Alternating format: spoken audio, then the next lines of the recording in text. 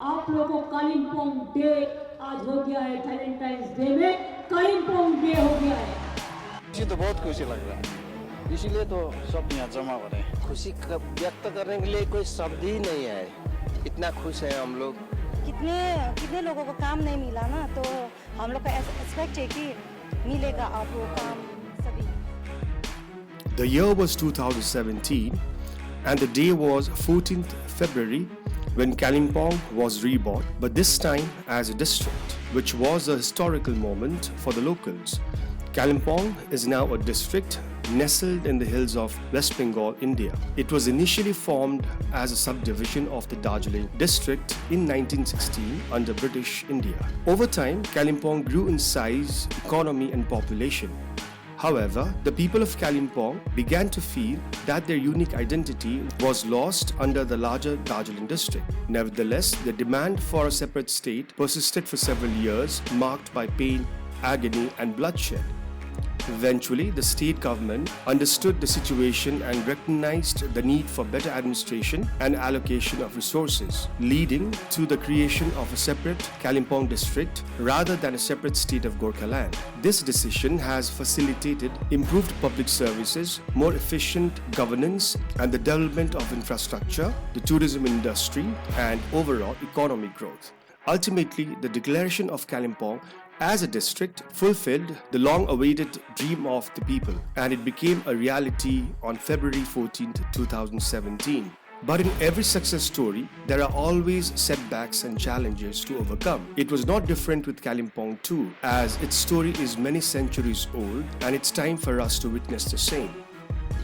So welcome back to Nepali Vibes. Today, the story is about Kalimpong, the town that has been reborn.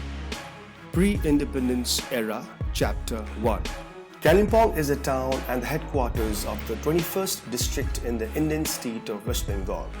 It is located at an average elevation of 4,101 feet. The Indian Army's 27 Mountain Division is also located on the outskirts of the town. Kalimpong is known for its breathtaking views, pleasant climate throughout the year because of its height and location, rich cultural heritage, bustling markets, flower nurseries, and beautiful monasteries. It's a popular spot for adventure sports like paragliding, and it's known for its delicacies, especially Chinese, Tibetan foods, and Nepali cuisines. Kalimpong is also unique in its blend of cultures, as the town is home to people from various ethnicities and religions, including Lepchas, Bhutias, Muslims, and of course Nepalese. This has resulted in a vibrant market where one can find everything from Tibetan carpets to Nepali artifacts. It is a melting pot of cultures with people from all over living in harmony for centuries. Few accepted theories claim that the name Kalimpong means 1.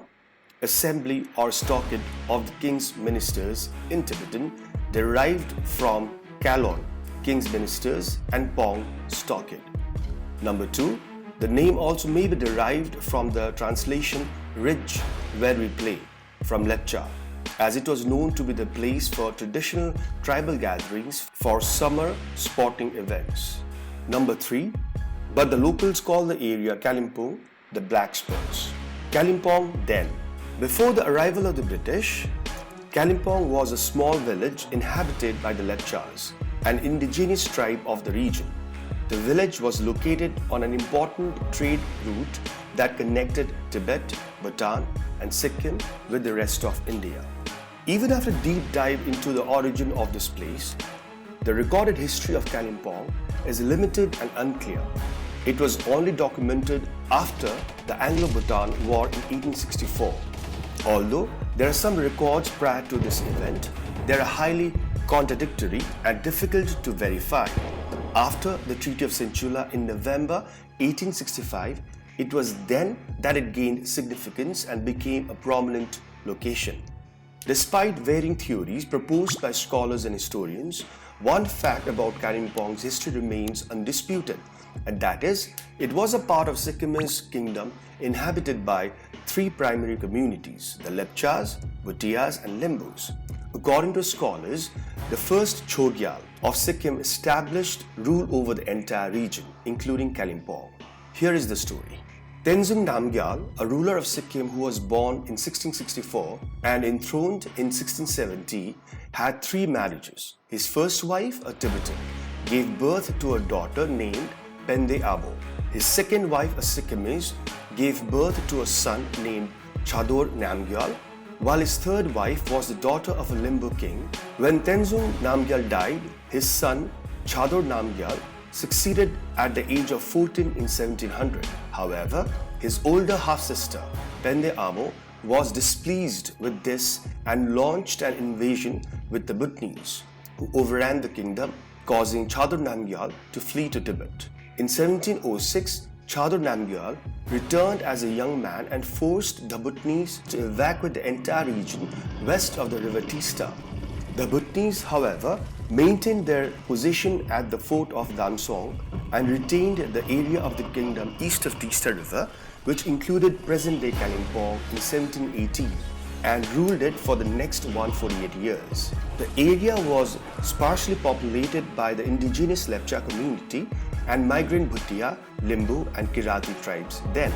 During earlier times, the region was referred to as Dalimkot, and surprisingly, Kalimpong was the name of a tiny village inhabited by only 2 or 3 families who owned about 8 to 9 cows.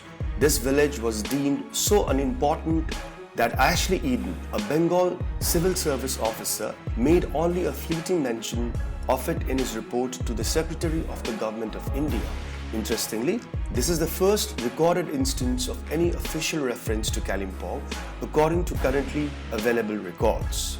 Following the Anglo-Bhutan War of 1864 and the subsequent Treaty of Senchula in 1865, the area east of the Teesta River, including the Doors and the fort of Dalimkot, was ceded to British India and attached to the Western Doors district.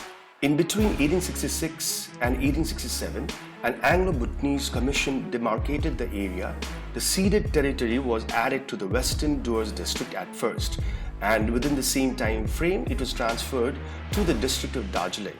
It was only then that Kalimpong began to develop. Several factors contributed to the sudden development of Kalimpong, and those are trade, education, and population. Trade. The town gained significance as a trade hub with Tibet because of its proximity to the Jelepla Pass, located about 100 kilometers away from the town, and provided access to central Tibet. The trade route included goods such as musk, wool, fur, and food grains transported on mules, which were traded in Kalimpong and attracted many people. The British government allocated a part of land in Kalimpong to the influential Dorje family of Bhutan, which facilitated trade and diplomatic ties with Bhutan. This plot eventually became the Bhutanese House, serving as a center for Bhutanese administration and culture. Education. The arrival of Scottish missionaries made a significant contribution to Kalimpong's development, as they were instrumental in the growth of the town, as they initiated primary schools and welfare centers. The Scottish University Mission Institution was established in 1886, and in a few years, the Kalimpong Girls High School was founded. In 1900s, Reverend J.A. Graham founded Dr. Graham's Homes. Population. Overall, all the sudden changes attracted many people from other regions. The decision to develop it as a hill station also prompted affluent families from the plains. As an alternative hill station to Darjeeling and also to escape the scorching heat of summer of the plains, British officers' frequent visits led into building of summer cottages too. This sudden growth in economic activity also attracted significant number of Nepalese from nearby Nepal and the lower regions of Sikkim, where they had been dwelling since the Gorkha invasion of Sikkim in 1790. The influx of people brought about a remarkable transformation of Kalimpong, which evolved from a small village with limited housing into a prosperous town with greater economic activity. The new institutions and a change in education system drew people to Kalimpong in significant numbers, and by 1907 the town had transformed into a bustling community by Nepalese, Lepchas, Tibetans, Muslims and the Anglo-Indians.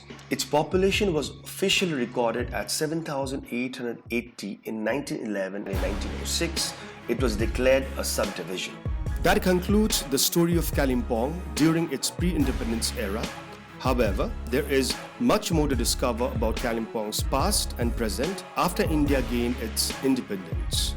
In the upcoming post-independence era, Chapter 2, we will delve deeper into the topic. Also, we will explore whether the creation of Kalimpong district has truly brought about meaningful changes to the local community.